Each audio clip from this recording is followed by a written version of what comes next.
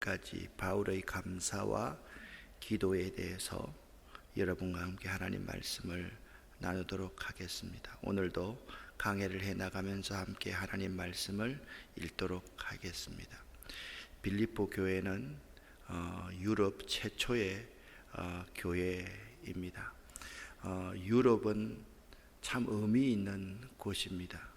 유럽은요, 이전에 세계 선교지가 되었던 곳이고, 유럽은 종교개혁은 물론 경건주의와 대각성운동과 현대신학 연구의 발원지가 된 곳이 유럽입니다. 유럽에서 복음이 미국으로 건너가서 세계로 더 많이 확산이 되었지요. 또한 유럽은요, 이슬람과 기독교의 공존 및 대립을 하는 곳입니다. 여러분, 한 종교가 이 세상으로 뻗어나가기 위해서는 유일하게 하나만 있으면 그 종교가 힘을 발할 수가 없습니다. 강력한 세력과 공존하고 대립할 때 그 종교는 더욱더 갈고 닦아지게 되고 더 빛나게 되고 가치가 있게 된다라는 점을 여러분 알아야만 합니다. 지금 아프가니스탄의 탈레반 정권 같은 경우를 가만히 보면 우리가 기독교의 가치를 왜 세상 사람들에게 증거해야 되는지를 알 수가 있습니다. 여성의 인권이 이렇게 존중될 수가 있고, 우리 아이들이 한 인격체로 존중받을 수가 있고, 백성들에게 정말 스스로 나라를 생각할 수 있게 만드는 것이 이 하나님의 말씀인 성경, 이 복음에서 흘러나왔다라는 사실을 우리가 안다고 하면, 여러분 한번 생각해 보십시오. 저 정권에 신음하고 있는 저분들을 구원해야 되지 않겠습니까? 그런데 지금 유럽의 종교 기독교는 쇠퇴하고 있습니다.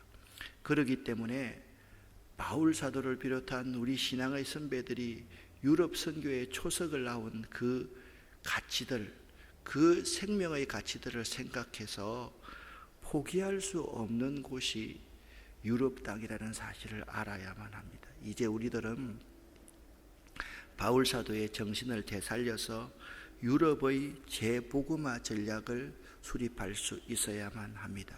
선교사를 좀 더 훈련시킨 사람들을 파송하고 그곳에서 나와서 우리가 목숨의 위협을 무릅쓰고 선교했던 그곳에 유럽과 그리고 중앙아시아에 있는 사람들이 우리나라로 이제 유입되어 오는 그러한 상황입니다.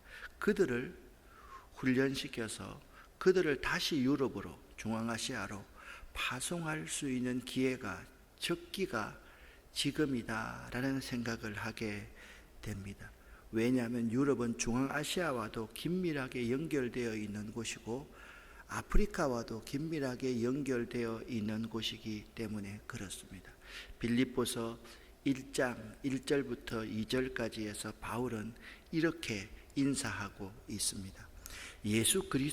그리스도 예수의 종 바울과 디모데는 그리스도 예수 안에서 빌립보에 사는 모든 성도와 또한 감독들과 집사들에게 편지하노니, 하나님 우리 아버지와 주 예수 그리스도로부터 은혜와 평강이 너희에게 있을지어다.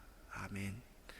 이 에베소서, 빌립보서, 골로새서, 빌레몬서 네 권은 옥중 서신이다. 바울이 로마 감옥에 있을 때 쓴 서신이다라는 점을 여러분이 명심하면서 1절과 2절을 해석하면 매우 의미 있는 해석이 나올 수가 있습니다. 바울은요, 빌립보 교회를 세운 개척자입니다. 여러분, 지금은 개척자다 그러면 개척자가 기득권을 누려서는 안 됩니다 라고 생각을 할 수 있습니다. 맞습니다. 그런데 바울이 살고 있던 시대의 개척자라는 것은 오늘날 로만 캐슬릭 처치에서 교황의 권위와 버금가는 권위를 가지고 있다라고 생각하면 될 정도로 개척자는 대단한 영향력이 있는 사람이었습니다. 바울 사도는 빌립보 교회의 개척자임에도 불구하고 그는 교회 개척자의 입장으로서가 아닌 그리스도 예수의 노예로서, 종으로서 그리스도 예수 안에서 본서신 빌립보서를 기록하고 있다라는 것입니다. 이것은 바울의 지극한 겸손을 보여주는 좋은 예입니다. 바울은요, 그리스도 예수 안에서라는 표현을 즐겨 썼는데, 바울 서신 속에 그리스도 예수 안에서라는 표현은요, 무려 164번이나 사용되어지고 있습니다. 이 표현은요, 그의 신앙 체험을 표현하며 그의 신학 사상을 뚜렷하게 보여주는 표현입니다. 그리스도 예수 안에서, 무슨 말씀입니까? 그리스도인은 그리스도 안에서 살아가는 존재로 그분의 통치 아래 있으며 하나님 나라를 위해 사랑과 평화를 나누며 살아가야 할 사람이기 때문에 그렇습니다. 또한 바울은요, 예수님과 자신의 밀접한 관계를 표현하기 위해서 그리스도 예수의 종이라는 서번트라는 단어를 사용하고 있습니다. 이것은 헬라어 둘로스라는 표현인데요, 이는 그의 신분을 말해주고 있습니다. 이 단어는 노예라고 번역되는 것이 맞습니다. 노예는 어떤 존재입니까? 주인에게 어떤 상황에서도 복종해야 하는 존재가 노예입니다.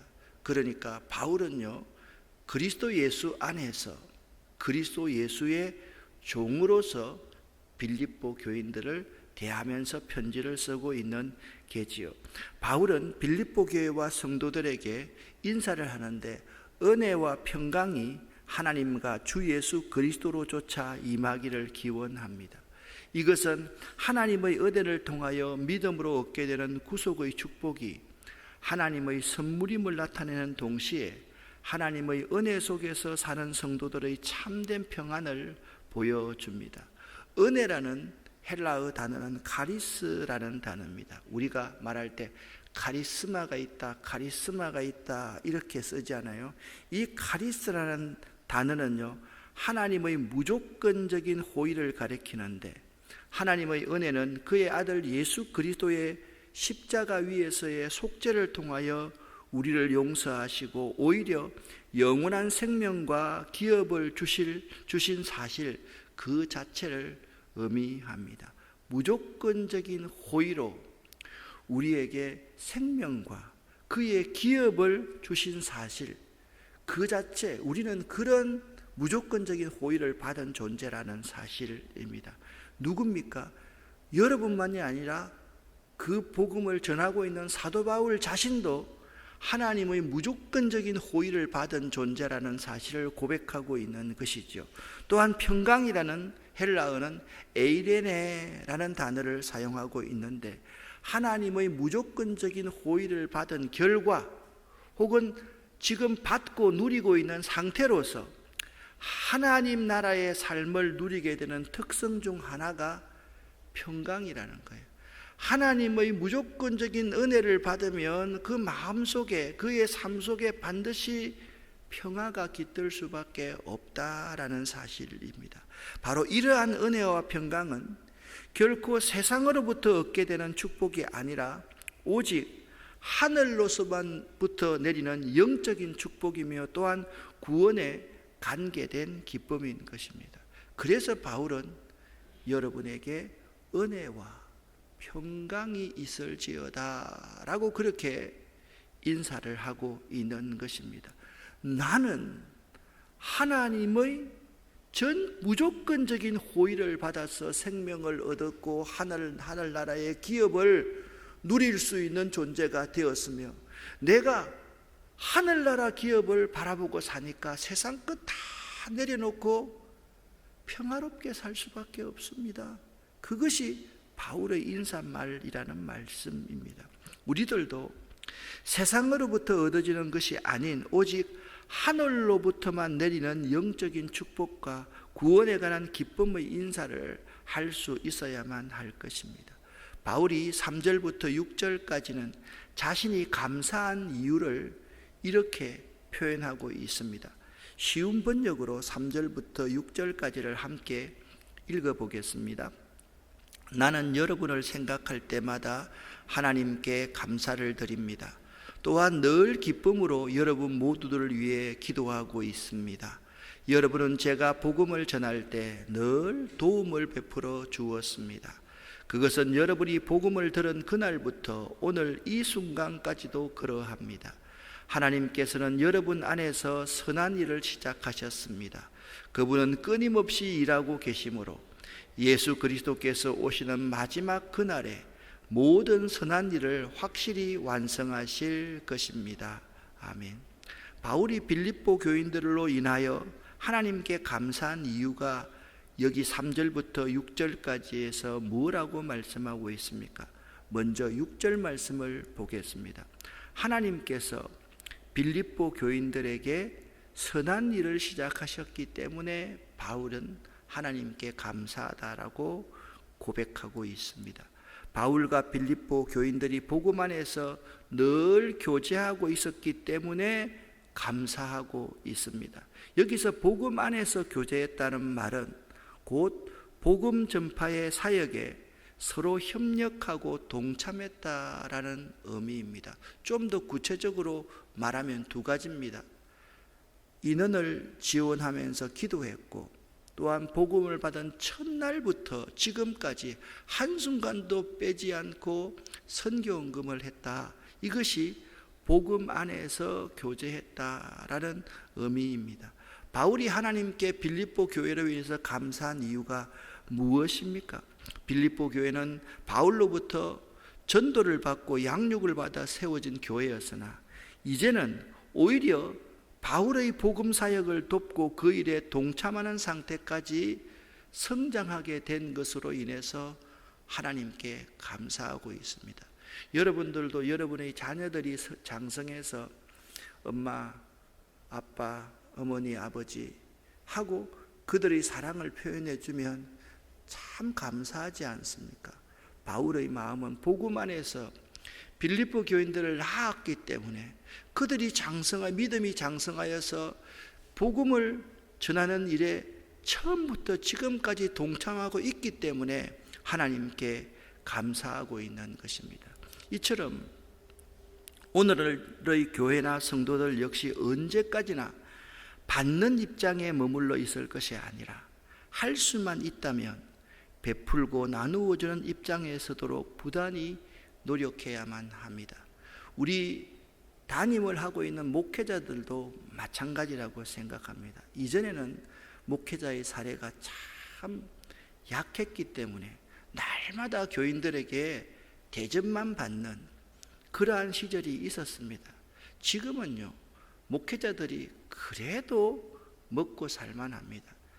몇 번 대접받으면 한 번 정도는 대접할 수 있는 시대가 되었습니다. 그런데 아직까지도 교인들에게 대접받는 것을 너무나도 당연하게 생각하고 날마다 늦게 나가려고 하는 그런 자세를 버리고, 좀 무리들이 있잖아요. 일찍 화장실 간다고 나가서 계산도 하고, 또한 교인들과 함께 식사를 하면 그 식사비를 내어주고 나올 수 있는, 받는 입장에 머물러 있을 것이 아니라 할 수만 있다면 베풀고 나누어 주는 입장에 서도록 부단히 노력해야만 하는 것입니다.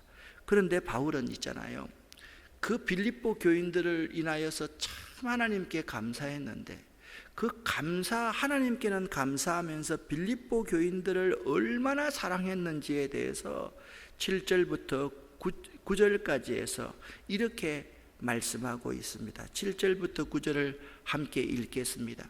여러분을 이처럼 생각하는 것은 당연합니다. 여러분은 제 마음속에 늘 살아 있습니다. 내가 감옥에 있을 때나 복음을 지키고 진리의 말씀을 전파하는 그 모든 시간에 여러분은 하나님의 은혜 안에서 나와 함께 있어 주었습니다. 내가 여러분을 얼마나 보고 싶어 하는지는 그 누구보다도 하나님께서 잘 알고 계실 것입니다. 예수 그리스도의 사랑으로 여러분 모두를 사랑합니다. 여러분을 위해 기도합니다.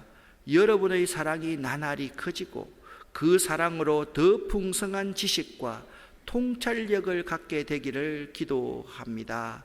아멘. 9절 이하의 11절까지는 내일 새벽에 좀 더 구체적으로 다루도록 하겠습니다. 바울은요, 빌립보 교인들을 얼마나 사랑했는지 오늘 7절과 8절 말씀을 읽어보면 그 절절한 사랑을 알 수가 있습니다. 바울은요, 예수 그리스도의 사랑을 따라 빌립보 교회와 교인들을 지극히 사랑했습니다. 예수 그리스도의 심장으로 사랑했다, 사모했다는 표현이 이를 말해 줍니다. 8절 말씀을 개역개정 사판으로 읽어보면 내가 예수 그리스도의 심장으로 너희 무리를 얼마나 사모하는지 하나님이 내 증인이시라 라고 말씀하고 있습니다. 바울 사도는요, 늘 빌립보 교인들을 생각하며 생활했습니다. 그리고 빌립보 교인들은 바울의 복음 전파를 위해 돕고 기도해 주었습니다. 그것을 7절에서 함께 은혜에 참여했다라고 표현하고 있는 것입니다. 그리하여 바울은 하나님이 인정해 주실 정도로 빌립보 교인들을 사랑했던 것입니다. 내가 여러분을 얼마나 사랑하는지 하나님이 내 증인이 되실 것입니다 라고 그렇게 고백하고 있는 것입니다. 예수 그리스도의 심장은 우리로 사랑할 수 있는 사람이 되게 합니다. 세상 사람들은요, 조건적으로 사랑합니다. 세상 사람들은 나에게 잘해주기 때문에 사랑합니다. 사랑할 만하니까 사랑합니다. 나에게 다시 돌아올 것을 생각하고 사랑하는 것이 세상의 사랑입니다. 그러나 그러한 조건적 사랑은 참 사랑이 아닙니다. 그러기에 우리는 다른 사람을 사랑했다고 해서 자랑할 것이 되지 못함을 명심하고 또 명심해야만 합니다. 예수 그리스도의 사랑은 잘 알다시피 무조건적인 사랑입니다. 사랑할 수 없는 사랑임에도 나에게 잘해주지 않아도 나를 힘들게 해도 원수 같은 사람이라도 사랑하는 것이 예수 그리스도의 사랑입니다. 그럼에도 불구하고 사랑하는 것, 이것이 예수 그리스도의 심장으로 사랑하는 것임을 알아야만 하는 것입니다. 지금 우리나라가 세계의 어려운 모든 사람들을 받아들이는 그러한 문제에도 예수 그리스도의 사랑으로, 예수 그리스도의 심장으로 사랑한다라는 관점으로 그들을 바라볼 수 있어야만 하는 것입니다. 오늘은 예화를 하나 들면서 오늘 말씀을 마치려고 합니다. 어린 시절부터 화가가 꾸민 알버트 듈러라는 청년이 있었습니다. 그는 서성을 찾아 그림 수업을 받기 위해 집을 떠났습니다. 그는 자기와 같은 꿈을 지닌 친구를 타향에서 만났습니다. 하지만 두 사람은 너무 가난해서 매 끼를 걱정해야 될 상황이었습니다. 이 사람이 듈러라는 사람입니다. 그래서 공부와 생계를 함께 꾸려가는 것이 너무 벅차서 번번이 그림 공부를 중단해야만 했었습니다. 그러던 어느 날 그 친구가 듈러에게 이렇게 제안을 하는 것입니다. 지금 이대로는 우리 둘 다 꿈을 이룰 수가 없네. 자네가 먼저 공부를 마치게나. 그러면 그 뒤에 자네의 그림을 팔아 내가 공부하도록 하지. 아니, 어떻게 자네는 돈 벌어서 나한테 돈을 대어주고 나만 공부할 수 있단 말인가? 나는 그렇게 할 수 없네. 자네도 그림을 그리고 싶은 것은 마찬가지인데, 처음에 듈러는 친구의 제안을 완강히 거절했지만 친구의 꾸준한 설득으로 마침내 듈러가 먼저 공부를 시작하게 되었습니다. 그리고 어느 날 듈러의 재능이 사람들에게 알려지면서 작품이 이제 하나 둘 잘 팔리게 되었습니다. 이제 약속대로 듈러는 친구를 다시 그림을 그리게 하려고 듈러를 찾아와서 듈러가 만들어져 있는 조그마한 하실에 돌아오게 되었습니다. 그런데 친구는 그동안 너무 힘든 노동을 한 탓에 손가락이 심하게 휘고 굳어져 버려서 더 이상 그림을 그릴 수 없게가 되었던 것입니다. 이 사람이 둘러입니다. 이 둘러는 울부짖으면서 친구를 껴안았지만 친구는 조용히 웃으며 둘러의 눈물을 닦아줄 뿐이었습니다. 하지만 그 뒤에도 둘러는 친구에 대한 죄책감으로 방황하며 그림을 그릴 수가 없었습니다. 어느 날 둘러는 우연히 아주 놀라운 광경을 보게 되었습니다. 그 친구가, 그의 꿈을 잃어버렸던 그 친구가 그의 화실에서 시리에 빠진 둘러를 위해서, 친구를 위해서 뒤틀리고 휘어진 두 손을 모아 기도를 하고 있었던 것입니다. 둘러는 그 아름다운 모습을 그림으로 남겨 친구의 우정에 보답하겠다고 생각하고 혼신을 다해 그림을 그렸습니다. 바로 이 그림, 여러분 이 그림 많이 보시죠? 이 작품이 바로 유명한 알버트 듈러의 기도하는 손임을 알아야만 하는 것입니다. 교회에서, 가정에서, 내가 발을 딛고 살아가는 현장에서 예수 그리스도의 심장이 뛰게 하십시오. 빈손으로 이 땅에 와서 그 뛰는 사랑의 심장 하나로 세상을 변화시킨 하나의 썩어지는 미랄이 되신 예수 그리스도의 그 정신, 그 마음, 그 사랑 때문에, 그 눈물 때문에 여러분과 제가 이 시간 이 자리에 존재함을 잊지 말아야만 합니다. 내가 예수 그리스도의 심장으로 너희 무리를 얼마나 사랑하는지 하나님이 내 정인이 되신다. 사랑하는 여러분, 여러분에게는 예수 그리스도의 심장이 있습니까? 여러분의 사랑은 어떻습니까? 여러분 정말 우리의 가정에, 이 교회에, 우리 주변에, 내가 발을 딛고 있는 이 주변에 예수 그리스도의 심장이 뛰게 할 때 그곳에서 놀라운 역사가 일어날 수 있다는 사실을 명심하고 오늘도 예수 그리스도의 심장으로 살아갈 수 있는 여러분 되시기를 예수 이름으로 간절히 축원합니다. 어제 굿TV 촬영을 아침부터 오후까지 거의 하루 동안 잘했습니다. 아마 오늘 촬영한 게, 우리 교회를 촬영한 게 나온다고 하는데, 나오면 여러분에게 동영상을 또 전달해서 우리 교회가 이런 일을 하고 있다라는 사실을 자랑하는 것이 아니라 여러분 한 분 한 분이 이런 사명을 가진 사람이 되어야 되겠다라는 생각을 하면서 오늘도 뛰는 심장으로 살아갈 수 있기를 간절히 바랍니다. 제가 기도했습니까? 안 했습니까? 기도하겠습니다. 사랑의 하나님 아버지 감사합니다. 오늘도 예수 그리스도의 뛰는 심장을 저희들 속에 이식해 주셔서 감사합니다. 죽을 수밖에 없는 저희에게 그 사랑으로, 그 눈물로 우리를 세워주심을 감사합니다. 예수의 심장으로 살아가는 하루 우리 삶이 되기를 원합니다. 예수 그리스도 이름으로 축복하옵고 간절히 기도 올립니다. 아멘.